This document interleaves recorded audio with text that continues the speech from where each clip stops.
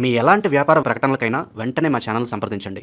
నమస్తే. ప్రస్తుతం మనతో పాటు ప్రముఖ ఆధ్యాత్మికవేత్త దైవజ్ఞ బ్రహ్మశ్రీ వీరాపురం సుబ్రహ్మణ్య స్వామి గారు మనతో ఉన్నారు. సో గురువు గారితో మాట్లాడేద్దాం. నమస్కారం గురువు. శుభాశీస్సులండి. అక్టోబర్ మాసం విశేషంగా మకర రాశి వాళ్ళకి ఏ విధంగా కలిసి రాబోతుంది? పాజిటివ్ రిజల్ట్స్ ఉంటాయా, నెగిటివ్ రిజల్ట్స్ ఉంటాయా? ఎలాంటి జాగ్రత్తలు తీసుకోవాలి గురుగారు? కుటుంబ సభ్యులతో వ్యతిరేకతలు వచ్చే అవకాశం ఉంది. బయట వ్యక్తులతోనూ విరోధాలు, శత్రుత్వాలు ఏర్పడే అవకాశం ఉంది. గొడవలు, కొట్లాట్లు వచ్చే అటువంటి సమస్యలు ఉన్నాయి. భూ సంబంధ విషయాలలో కూడా చాలా వరకు దూరం ఉండడం మంచిది. వాటి వల్ల పోలీస్ స్టేషన్లు, కోర్టు వ్యవహారాల దాకా వెళ్ళే అవకాశం ఉంది. ఇవే కాకుండా ఫ్యామిలీ మధ్యలో కూడా భార్యాభర్తల విషయంలో కానీ, కుటుంబ వ్యక్తులతో కానీ, అన్నదమ్ములతో కానీ శత్రుత్వాలు ఏర్పడే అవకాశం ఉంది. మాట మాటకి చాలా అంటే పెద్దగా చిన్న విషయం గోటుతో పోయేదానికి గొడ్డల దాకా తెచ్చుకోవడం అన్న సామెత కింద పెద్దగా సమస్యలు వచ్చే అవకాశం ఉంది.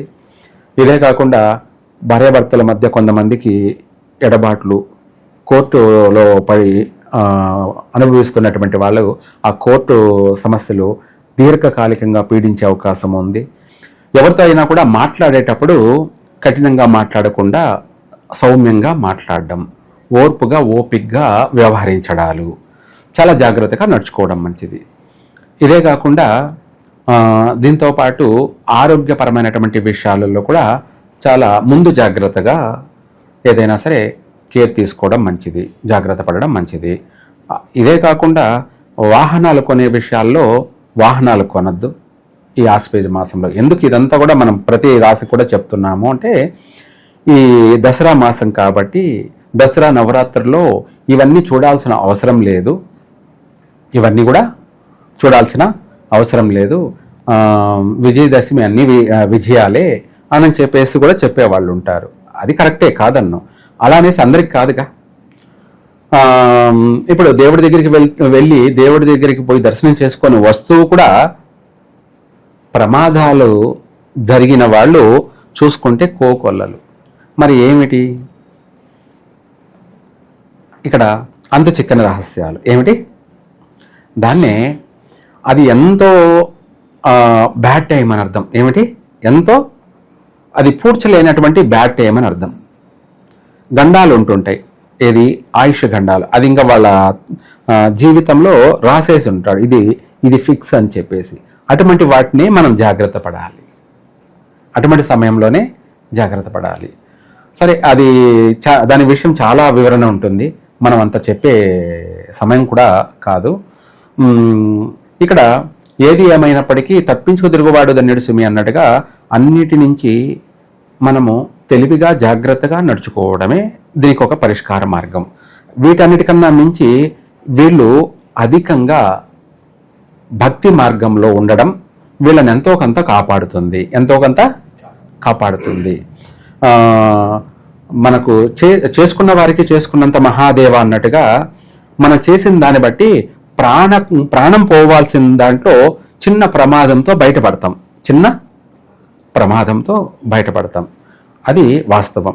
అందుకనేసి ఈ రాశి వాళ్ళు నూతన వాహనాలు కొనద్దు, తర్వాత ప్రయత్నం చేసుకోవచ్చు. అలాగే ఉన్న వాహనాలతోనే మనం జాగ్రత్త పడాలి, జాగ్రత్తగా నడుచుకోవాలి.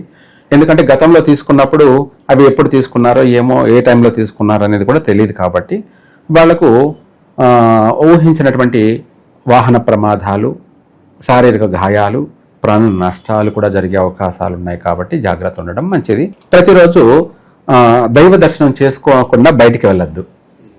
దైవ దర్శనం చేసుకోకుండా, అది కూడా ఈ మకర రాశి వాళ్ళందరూ కూడా నరసింహస్వామిని కానీ దర్శించడం చేయడం కానీ, లేదంటే ఆంజనేయ స్వామిని దర్శనం చేయడం కానీ, లేదంటే కాలభైరవుణ్ణి దర్శనం చేసుకోవడం కానీ, లేదంటే వీరభద్రుని దర్శనం చేసుకోవడం కానీ, వీళ్ళు ఎక్కువగా ఈ యొక్క దైవారాధన అనేది ప్రతిరోజు కూడా దర్శనం చేసుకొని వెళ్తూ ఉంటే ఆ రోజు రాబోయేటువంటి ఉపద్రవాలు మనకు రాకుండానే వైదొలిగిపోతాయి.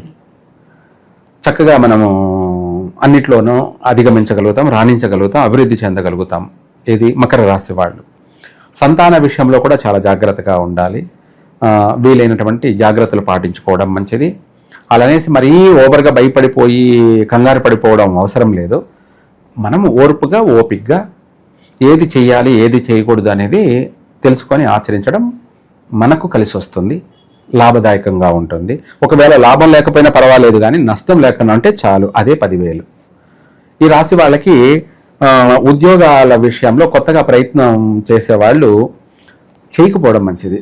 తర్వాత చేస్తే వెంటనే వచ్చే అవకాశం ఉంది. ఇప్పుడు ప్రయత్నం చేయడం వల్ల ఎక్కువగా దీర్ఘకాలికంగా అది కొనసాగే అవకాశమే ఉంది. అంటే ఉద్యోగం రాక ప్రయత్నాలు చేస్తూనే ఉంటారు, పాపం అది రాదు, విసిగిపోతూ ఉంటారు. ఏమిటి నేను ఎంత ప్రయత్నం చేసినా రావడం లేదే అని కూడా బాధపడే అవకాశం ఉంది. అందుకనేసి కొత్తగా ప్రయత్నం చేసేవాళ్ళు ఈ మాసంలో అసలు ప్రయత్నం చేయొద్దు. ఆల్రెడీ చేసే వాళ్ళకి ఉన్న ఉద్యోగాల్లోనే కష్టాలు ఉన్నాయి, అంటే చేస్తున్న ఉద్యోగాలే ఉంటాయా ఓడిపోతాయా అన్నట్టుగా ఉన్నటువంటి మాసం ఇది. చేసే జాబులే పోయే అవకాశం ఉంది, లేదంటే అందులోంచి ఇంకా కిందికి వచ్చే అవకాశం ఉంది. కిందికంటే మంచి పొజిషన్లో ఉన్నవాడు కూడా మేనేజర్గా ఉన్నటువంటి వాడు దాంట్లో చిన్న స్థాయికి దిగజారిపోయే అవకాశం ఉంది. శాలరీ విషయంలో కానీ హోదా విషయంలో కానీ ఇలాంటివి జరిగే అవకాశం ఉంది. అలాంటివి జరిగాయి, చాలామందికి జరిగాయి. చాలామందికి అంటే నాకు జరగలేదే అని అంటే పొరపాటు. ఎంతోమంది ఉన్నారు, ఎవరికి ఏం జరుగుతున్నాయో అవన్నిటిని మీరు ఊహించలేరు, మేము మాత్రమే గమనించగలం. అందులోనూ వాళ్ళందరూ కూడా మనల్ని ఫోన్ చేసి అడుగుతూ ఉంటారు కూడా. కాబట్టి ఇవన్నీ మేము మీకు చెప్పడం కన్నా కూడా ఎవరెవరికి ఏమేమి జరిగాయి అనే రీసెర్చ్ అనుభవం ఎక్కువ.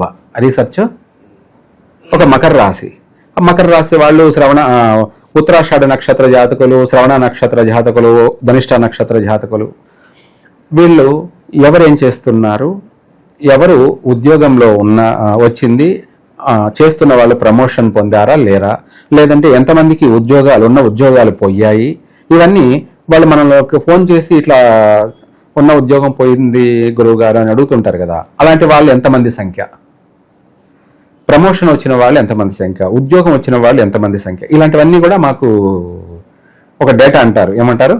డేటా అంటే అనుభవం అన్నమాట. ఇవన్నీ కూడా రీసెర్చ్. అలాంటి వాటిల్లో ఇవన్నీ చూసి అనుభవపూర్వకంగా చెప్పడం, ఏదో నాకు ఇష్టం వచ్చినట్టు నేను చెప్పడం కాదు, అది అనుభవపూర్వకంగా నిర్ధారణ చేసి చెప్పడం. దాంట్లోనూ మనము ప్రకృతి అనే నాడిని పట్టుకొని జరిగేది జరగబోయేది భూత భవిష్యత్ అంతా కూడా ముందు జాగ్రత్తగా చెప్పడం. ఇది ఆచరించిన వాళ్ళు, పాటించిన వాళ్ళు చక్కగా జీవితకాలం శాశ్వతంగా స్థిరపడతారు, బాగుపడతారు. వీటిని కొట్టేసిన వాళ్ళు ఇంకా వాళ్ళ జీవితం కూడా ఫెయిల్, అంటే జీవిత ఎగ్జామ్లో ఫెయిల్ అయిన వాళ్ళే, లైఫ్ ఎగ్జామ్లో ఫెయిల్ అయిన వాళ్ళు అని అర్థం. ఒక మాటలో చెప్పాలంటే ప్రతి విషయాలలో కూడా ముందు పడకపోవడం మంచి విషయమే. మకర రాశి వాళ్ళకి ఈ యొక్క ఆశ్వేజ మాసం అక్టోబర్ నెల ఎక్కువగా వ్యతిరేకతలే అధికంగా ఉన్నాయి. ఈ రాశి వాళ్ళకి ఎక్కువ శాతం నష్టాలు కూడా ఉన్నాయి.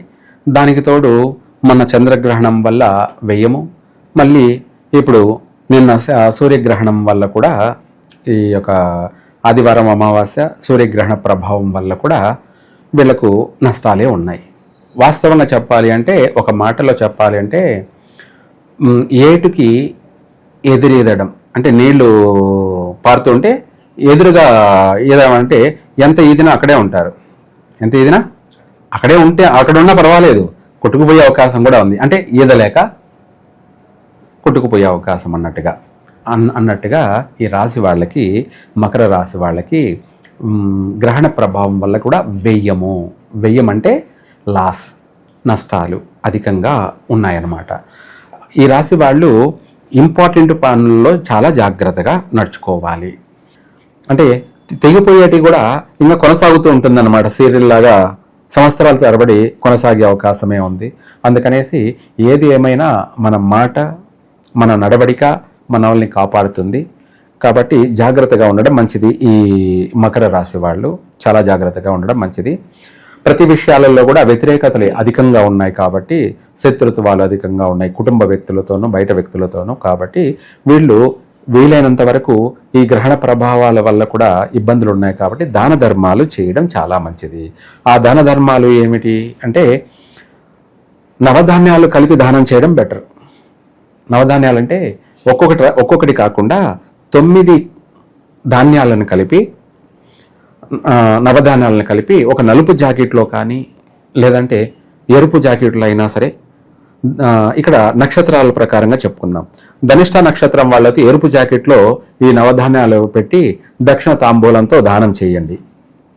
అలాగే ఇక్కడ శ్రవణ నక్షత్ర జాతకులు అయితేనేమో నలుపు జాకెట్లో పెట్టి దానం చేయండి. ఆ దానం వల్ల వీళ్ళ కొంత నెగిటివ్ పోతుంది, పాజిటివ్ ఏర్పడుతుంది, శుభ ఫలితాలు వచ్చే అవకాశం ఉంది. అదే కాకుండా ఏ రాశి ఏ పేర్లు ఉన్న వాళ్ళు, ఏ నక్షత్రం వాళ్ళు, ఏ రాశి వాళ్ళు అని చెప్పి అనుకునే విషయంలో మనకు ఉత్తరాషాఢ నక్షత్రం 2వ పాదం, 3వ పాదం, 4వ పాదం ఇదేమిటంటే బో అలాగే జా జీ అక్షరాలు కలిగిన వాళ్ళు ఉత్తరాషాఢ నక్షత్రం, మకర రాశి. అలాగే కా అంటే మెలికి కా అనమాట, వంకర కా కీ కు కే అక్షరాలు కలిగిన వాళ్ళు శ్రవణ నక్షత్ర జాతకులు. అలాగే గా ఘీ అక్షరం కలిగినటువంటి వాళ్ళు ధనిష్ట నక్షత్రం, వీళ్ళందరూ కూడా మకర రాశి వాళ్ళు. ఈ రాశి వాళ్ళు వీలైనంత వరకు పొద్దున్నే నిద్ర లేవగానే వీళ్ళు చేయాల్సినటువంటి మొదటి పని ఏంటంటే వీలైనంత వరకు ఆంజనేయ స్వామిని దర్శనం చేయడం. అంటే ఇంట్లోనే ఎక్కడైనా సరే, హాల్లో కావచ్చు లేదంటే ఎక్కడైనా సరే, పంచముఖ ఆంజనేయ స్వామి ఉంటాడు, లామినేషన్ ఫోటో, 5 తలలు కలిగినటువంటి ఆంజనేయ స్వామి. ఆయనను మనం సింహద్వారానికి లోపలైనా సరే లేదంటే బయటైనా సరే పెట్టుకోవాలి. మనం నిద్రలేగానే ఆ ఆంజనేయ స్వామిని చూసినట్టయితే సమస్త దోషాలన్నీ కూడా నశించిపోతాయి. నిద్ర లేవగానే పంచముఖ ఆంజనేయ స్వామిని చూడండి, మీకు ఆ రోజు శుభం కలుగుతుంది. ఓవరాల్గా మకర రాశి వాళ్ళందరి పరిస్థితి ఏ విధంగా ఉంటుంది, ఎలాంటి జాగ్రత్తలు తీసుకోవాలి, చాలా బాగా వివరించారు. ధన్యవాదాలు గురుగారు. సర్వే జన సుఖినో భవంతు.